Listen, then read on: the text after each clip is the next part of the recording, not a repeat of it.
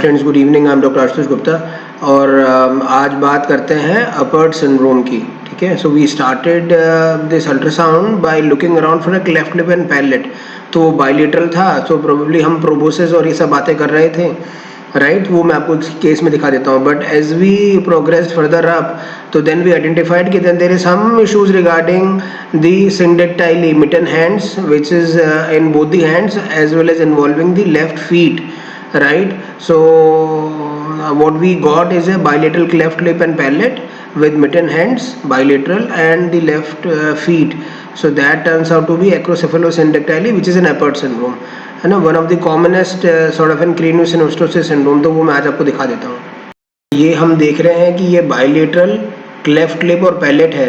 देखिए ध्यान से, ये बाइलेटरल क्लेफ्ट लिप पैलेट है। तो ऊपर का जो फ्रंटोनेजल प्रोसेस है, जिसको ओवरहैंगिंग कोलोमेला बोलते हैं, तो ये प्रोबोसिस है जो कि ओवरहैंग कर रहा है, राइट। सो ये बाइलेटरल क्लेफ्ट लिप पैलेट है। This is at 17 weeks that we are seeing. लेकिन अब आगे अगर हम देखते हैं तो व्हाट वी आर आइडेंटिफाइंग कि दोनों ही हाथों की जो फिंगर्स हैं वो आपस में सिंडक्टाइली है, and the baby is not opening up the fingers, right. तो what we are trying now is this, we are trying to shake up the baby so that the baby moves across, and उसकी हम we can identify the individual movement of the fingers. लेकिन आप इसको देखिए तो ऐसा समझ में आता है कि मिटन हैंड्स हैं ये, और वो बाइलेटरल ही है, राइट। और फिर हमने देखने की कोशिश करी तो राइट जो फीट है उसकी टोस तो ठीक से दिखाई देती है, लेकिन ये लेफ्ट फीट है, इसके अंदर भी सिंडक्टाइली आपको दिखाई दे रही है, राइट। चूंकि ये DADC ट्विन है और this one baby is having this acrocephalosyndactyly and Apert. ये दूसरा बेबी है, second normal subset of a DADC twin. तो दोनों हाथ नॉर्मली दिखाई दे रहे हैं, फिंगर्स भी सेपरेट है, और ये लिप है which is normal. So we don't have any cleft lip and palate in this normal baby. और I will show you the feet also, right, which is normal. जो टोज है पाँव के वो भी बिल्कुल नॉर्मल है। तो ये अपर्ट सिंड्रोम बनता है।